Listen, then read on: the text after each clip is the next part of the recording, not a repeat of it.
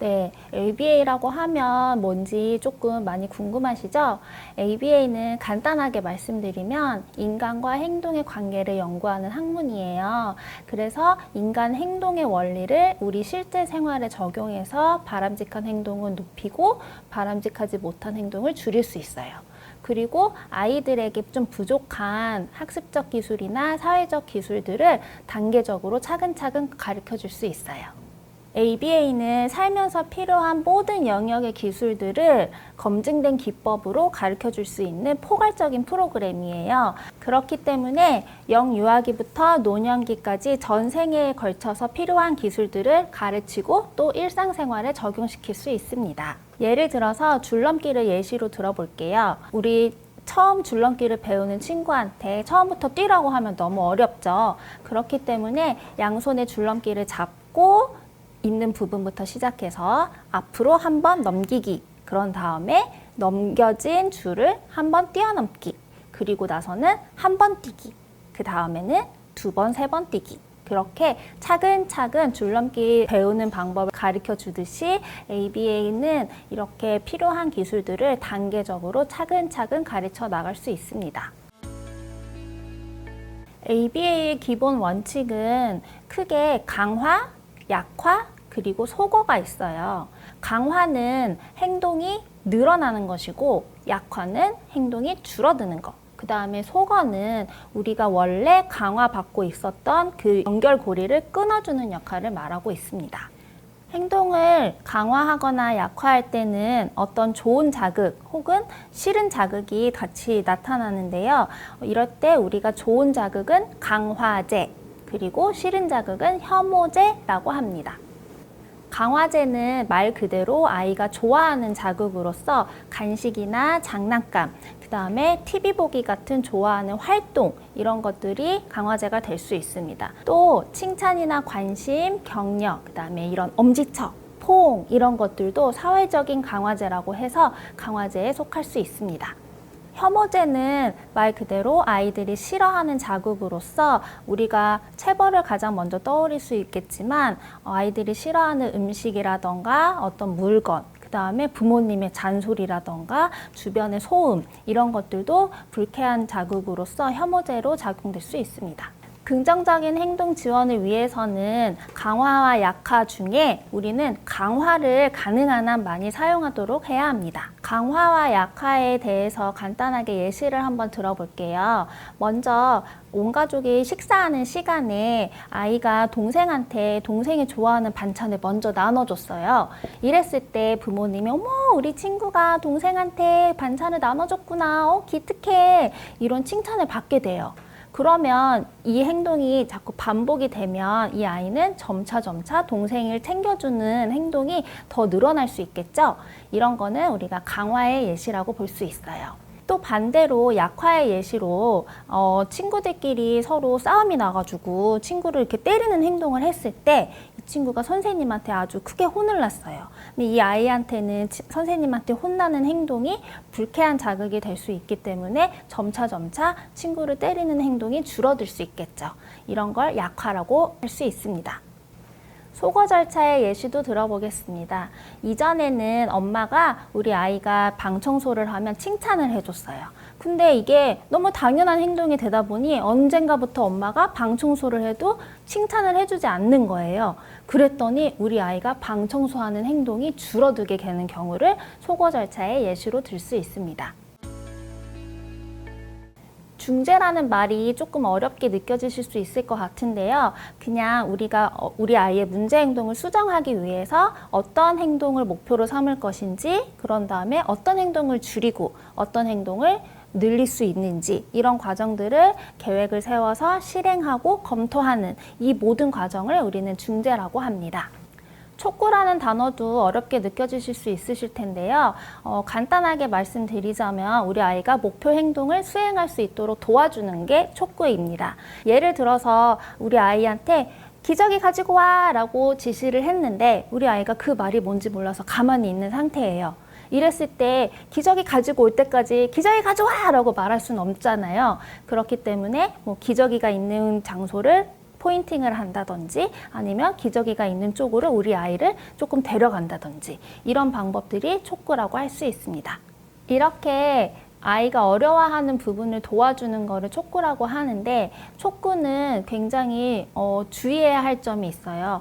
어떤 거냐면 모든 거를 다 도와주려고 하게 되는 경우인데요. 그렇게 되면 우리 아이가 너무 도움에 의존을 하게 돼요. 그렇게 되지 않도록 살짝만 도와주시고 우리 아이가 스스로 해냈다라는 부분에 칭찬을 해주시면 좋겠습니다. 그래서 촉구를 줄 때 우리가 주의를 해야 되는 점을 잠깐 말씀드렸는데요.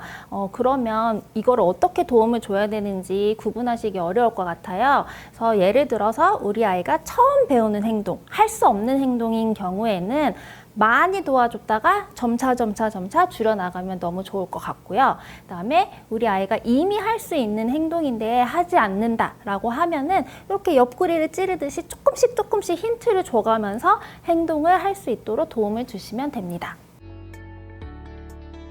문제 행동을 우리가 수정을 하려면 그 행동이 가지고 있는 기능에 대해서 먼저 파악을 할 수 있어야 되는데 이럴 때 ABC 분석이 큰 도움이 됩니다. ABC 분석은 간단하게 우리 아이의 행동을 관찰하고 기록하는 방법인데요. 우리 보통 아이의 행동만 보고 고민을 하는 경우가 많잖아요. 근데 이 행동이 왜 일어나는지를 알기 위해서는 행동의 앞 상황과 뒷 상황을 같이 봐야 합니다. 그래서 우리 행동의 앞 상황을 선행사건, 즉 A라고 말을 하고 있는데요. 앞 상황에 대해서 우리가 기록을 할 때에는 누가, 언제, 어디서, 무엇이 일어나고 있었는지를 같이 작성을 하면 됩니다. 그 다음에 행동, B를 기록할 때에는 구체적인 행동을 기술해야지 되는데 뭐뭐 하지 않는다 보다는 뭐뭐 하지 않으면서 무엇은 한다 식으로 기록을 해주시면 더 정확하게 분석을 할 수 있어요. 그 다음에 행동 뒤의 상황, 결과, C라고 하는데요. 이 부분을 기록을 하시면 우리 아이의 행동이 왜 늘어나고 있는지, 왜 줄어들고 있는지를 파악할 수 있습니다. ABC 분석의 예시를 한번 들어볼게요. 우리 어머님들 아이들이랑 같이 식당에 가면 이렇게 핸드폰이나 태블릿을 많이 보여주시죠. 아이들한테 이제 태블릿 보여주고 이렇게 하면서 이제 빼고 이제 밥 먹자 이렇게 얘기를 하면 아이들이 또 막 성질을 내거나 하는 경우들이 있죠. 이랬을 때 어머님들께서는 아 그래 알았어 하고 태블릿을 다시 보여주는 경우들이 있을 것 같아요. 이거를 우리가 A, B, C로 나눠서 이야기를 해보자면 식당에서 아이에게 태블릿을 보여주고 있었고 엄마가 이제 밥 먹자 라고 얘기하는 거는 A라고 할 수 있어요. 그 다음에 B, 우리 아이가 나 이거 먹고 싶은데 하고 짜증을 냈어요. 이거는 B입니다. 그 뒤에 C, 그래 알았어 하고 태블릿을 다시 돌려주는 경우를 C라고 할 수 있어요. 아이의 입장에서는 내가 짜증을 내면 태블릿을 다시 볼 수 있다 라는 결과로 인해서 이 행동이 강화됐다고 볼 수 있는데 엄마의 입장에서는 아이가 짜증을 냈을 때 태블릿을 돌려줌으로써 아이의 짜증을 안 볼 수 있잖아요. 하지만 이거는 결국 엄마의 어떤 편의에 의해서 우리 아이의 문제 행동, 즉 짜증을 내는 행동을 강화시켰다라고 볼 수 있습니다. 아니요, 꼭 그렇진 않습니다. 모든 행동에 꼭 보상이 필요한 건 아닌데 따뜻한 칭찬이나 격려 이런 것만으로도 우리 아이의 행동을 강화시킬 수 있어요. 보상이 필요한 이유는 우리 아이가 어떤 목표 행동을 하게끔 하기 위한 동기를 만들어주기 위해 필요한 것입니다. 강화제는 우리 아이의 행동의 동기를 끌어내기 위해서 사용하는 것으로 우리 아이가 좋아하는 것이어야 해요. 그렇기 때문에 엄마 입장에서 우리 애가 이거 좋아하니까 이걸로 어떻게 해봐야지 라고 생각을 했을 때 한 번 더 지금 이 상황에서 우리 아이가 정말 이거를 좋아하나? 라는 것도 꼭 한번 생각해 보셔야 할 부분입니다. 예를 들어 아무리 이야기를 해도 방 정리를 하지 않는 아이가 있다고 가정해 볼게요. 우리 아이한테 지금 방 정리하는 거는 하기 싫은 행동이에요. 그래서 우리 아이가 좋아하는 TV 보기를 가지고 아이의 방 정리하는 행동을 우리는 늘릴 수가 있어요. 아이는 처음에는 TV를 보기 위해서 방 정리를 하려고 하겠죠. 하지만 방 정리를 하는 행동이 반복이 되면서 엄마가 와, 이렇게 방이 깨끗해지니까 기분이 너무 좋구나 라고 칭찬을 해주시던가, 우리 아이가 스스로 방을 청소하다니 너무 대단해, 너무 기분이 좋겠다 라고 사회적인 칭찬을 같이 해주시면 우리 아이도 스스로 방 정리를 하면 와, 내가 이렇게 칭찬을 받을 수 있구나, 또 칭찬이 아니어도 이 깨끗한 방을 보면서 내가 기분이 좋아질 수 있구나 하는 성취감을 느낄 수 있습니다. 이렇게 강화제는 아이가 좋아하는 것과 사회적인 칭찬, 사회적인 강화제를 같이 사용해 주시고, 점차적으로 아이가 좋아하는 간식이나 행동 이런 것들은 줄여나가면 더 좋겠습니다. 그러면 보상이 필요할 때와 필요하지 않을 때를 어떻게 구분할 수 있을까요? 강화제의 역할은 행동을 늘리기 위한 것이기 때문에 우리 아이가 힘들어하는 거, 하기 싫어하는 거, 이런 것들을 우리는 보상을 통해 행동을 늘려나갈 수 있습니다. 반면에 우리 아이가 이미 잘하고 있는 행동들은 매번 강화해 주실 필요는 없습니다. 하지만 당연히 해야 되는 일인데 습관이 아직 안 잡힌 아이들이라면 사회적인 강화제 혹은 물질적인 강화제들을 통해서 우리 아이의 습관을 잡아주면 좋겠습니다. 우리가 칭찬은 고래도 춤추게 해준다라고 하죠. 하지만 이런 칭찬만으로는 우리 아이의 행동을 변화시킬 수 없습니다. 왜 그러냐 하면 그냥 단순하게 잘했어 이런 표현은 우리 아이한테 내가 뭘 잘했다는 거지? 라는 생각을 들게 할 수 있거든요. 그렇기 때문에 구체적으로 우리 아이가 무엇을 어떻게 잘했는지를 칭찬해 주는 게 중요합니다. 예를 들어서 우리 동생한테 빵을 나눠줬구나, 고마워 라던가, 친구를 기다려주다니 넌 정말 멋진 친구야 라던가, 수업 시간에 끝까지 앉아서 집중했구나 라는 것처럼 구체적으로 아이의 행동을 칭찬해 주세요. 우리가 칭찬이라고 하면 막 이렇게 와이와이하게 칭찬을 해줘야 된다라는 생각이 드셔서 좀 부끄러워 하시는 어머님들도 많이 계실 것 같은데요. 목소리 톤을 너무 과장되지 않게 평상시 톤을 유지하시면서 이렇게 살짝 미소만 지어주셔도 충분한 칭찬이 될 수 있습니다. 간혹 가다가 우리 아이를 너무 많이 칭찬하고 싶어서 길게 말씀하시는 부모님들도 계실 텐데요. 또 그럴 때 우리 아이가 칭찬을 다 듣지 않고 어디론가 가버려서 또 걱정이신 분들도 계실 것 같아요. 하지만 너무 걱정하지 않으셔도 돼요. 우리 아이들은 다니면서도 어머님의 목소리를 다 들을 수 있습니다.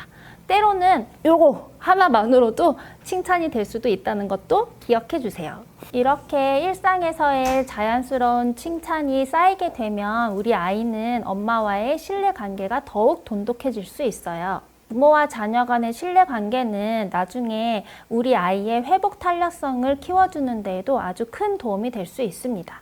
중요한 건 아이가 느끼는 진심이에요. 어머님이 너무 과장된 표현을 하지 않으셔도 우리 아이는 어머님의 마음을 충분히 느낄 수 있을 겁니다. 참 생각이 많이 필요한 부분 같아요. 부모님이 보시기에는 문제가 안 되는데 다른 사람이 보기에는 문제가 된다던가, 집에서는 평온하게 있는 친구가 기관에서는 문제가 되는 행동을 한다던가, 이런 부분들이 많이 고민이 되실 것 같아요. 그래서 문제 행동을 정의하는 기준이 그래서 굉장히 중요할 텐데요. 먼저 그 행동이 누구한테, 언제, 어디서, 어떻게 적용되고 있는지를 봐야 합니다. 또 반대로 부모님은 문제가 된다고 생각하지만 다른 사람들은 문제가 되지 않는다라고 생각하는 경우들도 있겠죠. 이렇게 우리 아이의 행동이 언제, 어디서, 누구한테, 어떻게 문제가 되고 있는지를 살펴봐야 합니다. ABA에서는 다음 3가지 행동 중에 한 가지라도 해당된다면 중재가 필요한 행동으로 봅니다. 첫 번째, 행동이 타인이나 자기 자신에게 위해나 손해를 끼칠 때. 두 번째, 타인이나 아이 자신의 행동을 제한해 버릴 때. 그 다음에 3번째는 학습이나 사회활동에 참가를 방해할 때입니다. 예시를 들어볼게요. 유치원이나 학교에서 이유를 불문하고 친구를 때리거나 물건을 뺏거나 하는 행동이 반복되거나 자주 있다면 이것은 타인에게 위해를 가하는 행동입니다. 또 수업 시간에 소리를 지르거나 자리에서 이탈해서 교실 안을 돌아다니는 행동은 사회 행동의 참가를 방해하는 행동이 될 수 있습니다. 그리고 같은 질문을 반복하거나 너무 많은 질문을 하는 것도 타인이나 아이 자신의 행동을 제한시키는 행동이 될 수 있습니다. 정리하면 ABA에서는 타인과 함께하는 사회적인 공간 안에서 타인이나 자기 자신, 서로한테 위해를 끼치거나 방해가 되는 행동을 문제 행동으로 보고 중재를 최우선시하고 있습니다. 하지만 안타깝게도 현실은 너무 복잡하죠. 같은 행동이더라도 사람마다 느끼는 불편함의 정도가 다르고 강도가 달라요. 그리고 요즘은 정보가 워낙 많다 보니 우리 아이를 수용해주고 허용해주자라는 주의와 곧바로 훈육을 해야 한다라는 주의로 또 극명하게 갈리는 것도 어려운 부분인 것 같아요. 그럴 때일수록 현재 우리 아이의 상태를 정확하게 보는 것이 중요합니다. 예를 들어 우리 아이가 활동 중에 어렵거나 하기 싫은 활동으로 인해서 소리를 지르는 경우를 예로 들어볼게요. 우리 친구는 하기 어려운 행동 때문에 소리를 질렀기 때문에 선생님에게 도움을 청하면 더 좋겠죠. 그래서 선생님께서 손을 들면 도와주러 갈게 라고 약속을 했고 우리 아이가 점점 어려운 상황이 있었을 때 소리를 지르는 것 대신 손을 들고 선생님의 도움을 요청할 수 있도록 도와줄 수 있습니다. 이때 단순히 우리 아이가 손을 들었다라고 해서 도움만 줄 것이 아니라 우리 아이가 소리를 지르지 않고 조용히 손을 들고 기다렸다는 부분을 칭찬해 주시는 게 굉장히 중요할 것 같습니다. 꼭 드리고 싶은 말씀은 우리 아이가 문제 행동을 한다고 해서 잘못됐다라는 게 아니라 아이가 처한 상황을 표현하는 신호라고 봐주시면 될 것 같습니다. 우리는 그 신호를 이해하고 어떻게 도와줄 수 있을지 함께 고민하는 것이 중요하겠습니다. ABA를 자폐치료라고 알고 계시는 분들이 참 많은데요. ABA는 인간 행동의 원리를 실제 생활에 적용하는 만큼 모든 사람이 그 대상이 될 수 있습니다. 학습적인 부분은 아이의 수준에 맞게 단계를 쪼개서 가르칠 수 있고요. 일상생활적인 부분도 ABA 기법을 통해 행동을 수정해 나갈 수 있습니다. ABA의 핵심 용어 중에 스몰 스텝이라고 있는데요.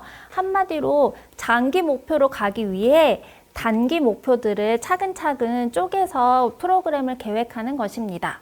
편식하는 아이가 싫어하는 음식을 스몰 스텝으로 먹을 수 있게 되는 과정을 한번 설명해 볼게요. 먼저는 음식을 볼 수 있도록 사진을 보여준다던가 아니면 모형을 준비하는 것도 괜찮습니다. 음식을 보는 것부터 시작해서 그 다음에는 음식을 만져보기, 그 다음에 실제 음식을 냄새 맡아보기, 그 다음에는 그 음식을 입에 댔다 떼기, 그 다음에는 그 음식을 핥아보기, 그 다음에는 씹어보고 뱉기, 이런 과정을 거쳐서 그 음식을 먹을 수 있게끔 우리는 스몰 스텝을 활용할 수 있습니다. 씻는 거를 싫어하는 아동의 경우에도 씻는 행동 뒤에 아이가 좋아하는 활동이나 음식, 강화 혹은 칭찬 이런 것들을 해주시면 씻는 행동도 늘릴 수 있습니다. 이렇게 ABA는 단순히 문제 행동을 수정하는 것뿐만이 아니라 우리 아이의 수준에 맞게 배워야 할 것을 알려줄 수 있고 또 이런 긍정적인 경험을 통해서 우리 아이의 생활 습관을 유지시켜 줄 수 있습니다. 그렇기 때문에 ABA는 장애가 있는 아동뿐 아니라 당연히 일반 아동, 그 다음에 성인, 노년기까지 모두에게 적용할 수 있습니다.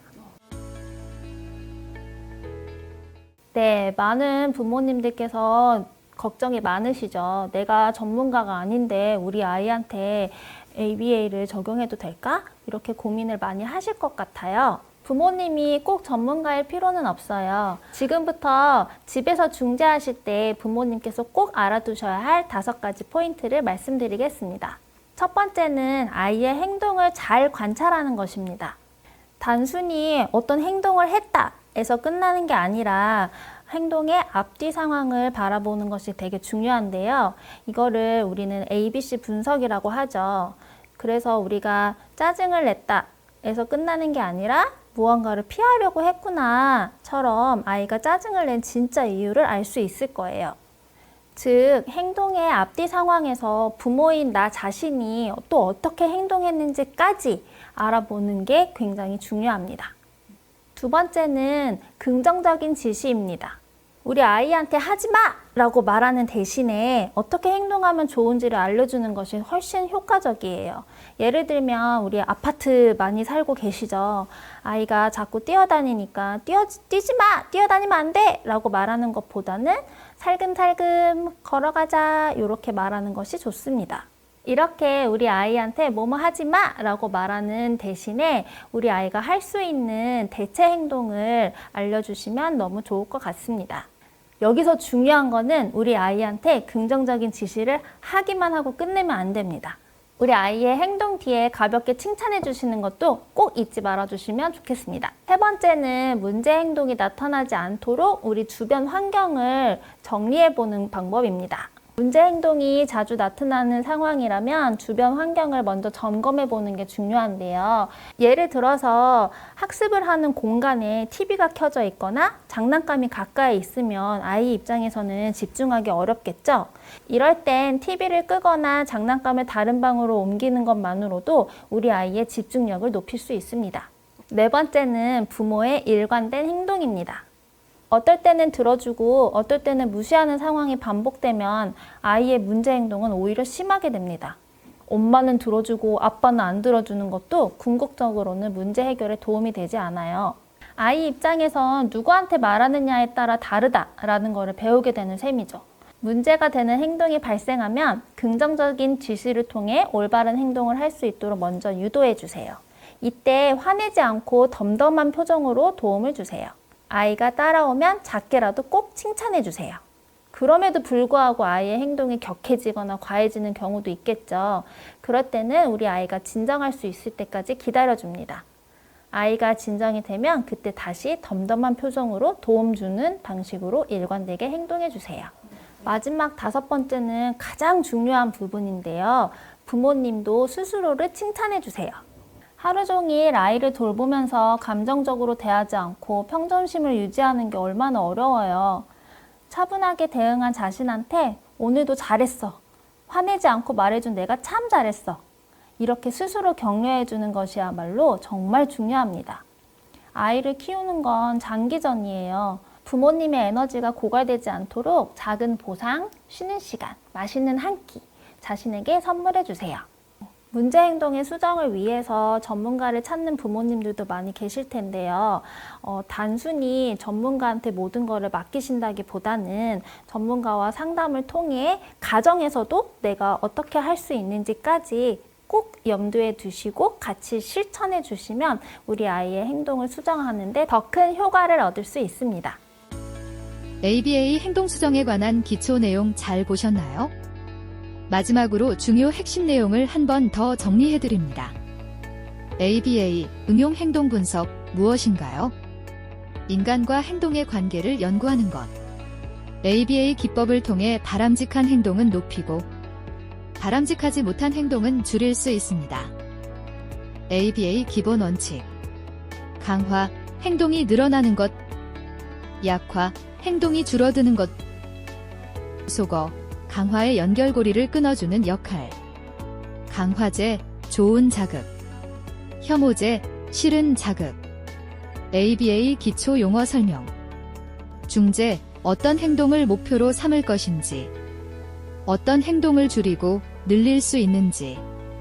계획하고 실행 후 검토까지 하는 것을 중재라고 합니다. 촉구, 목표 행동을 수행할 수 있도록 도와주는 것. ABC 분석. 우리 아이의 행동을 관찰하고 기록하는 방법. 집에서 아이의 문제 행동을 중재할 때 꼭 기억해야 할 5가지. 첫 번째, 아이의 행동 잘 관찰하기. ABC 분석을 통해 아이 행동의 앞뒤 상황을 객관적 관점으로 관찰해주세요. 두 번째, 긍정적으로 지시하기. 하지마 라고 말하는 대신 어떻게 행동하면 더 좋은지를 알려주는 것이 더 효과적입니다. 여기서 핵심은 지시만 하고 끝내면 안 되고 아이가 지시대로 행동할 수 있도록 일관되게 도와주세요. 그리고 마지막에는 꼭 칭찬해주세요. 세 번째, 문제 행동이 나타나지 않도록 주변 환경을 재정비해주세요. 네 번째, 부모의 일관된 행동이 정말 중요합니다. 항상 일관되게 행동해주세요. 다섯 번째, 아이를 양육하는 부모님 자신에게도 꼭 보상을 해주세요. 상황에 따른 칭찬 말말말. 잘한 행동 칭찬하기. 끝까지 앉아서 다 했구나. 정말 집중했어. 먼저 인사해줘서 기뻤어. 장난감 제자리에 두다니 멋진 정리왕이야. 질문 전에 손 든 거 정말 멋졌어. 기다리는 동안 조용히 있었던 거 너무 대단해. 노력한 모습 칭찬하기. 포기하지 않고 해보려고 했구나. 정말 멋졌어. 계속 연습한 게 보여. 대단하다. 처음보다 훨씬 좋아졌어. 노력했구나. 안 되던 것도 계속 해보려는 모습이 정말 인상적이야. 감정 칭찬하기. 내가 웃으니까 나도 기분 좋아졌어. 친구 도와줘서 그 친구도 고마웠을 거야. 내가 먼저 양보해줘서 상황이 훨씬 좋아졌어. 엄마, 아빠, 마음이 정말 따뜻해졌어. 따뜻하면서도 간단한 칭찬말 좋았어. 멋지다. 대단한데? 최고야. 그 모습 정말 자랑스러워. 비언어적 칭찬법. 엄지척 해주기. 박수 쳐주기. 호응하기. 따뜻한 미소 날리기. 스티커, 도장 같은 시각적 보상. 칭찬은 부모와 자녀 사이의 신뢰와 긍정적인 관계를 만들어줍니다. 칭찬은 아이의 행동을 바꾸는 도구이자 부모와 아이의 마음을 잇는 달이라는 거 꼭 기억해주세요. 그리고 아이를 키우는 건 장기전입니다. 부모님의 에너지가 고갈되지 않도록 작은 보상, 쉬는 시간, 좋아하는 음식 같은 작은 강화제를 부모님 자신에게도 선물해주세요. SC는 우리 부모님들을 항상 응원합니다.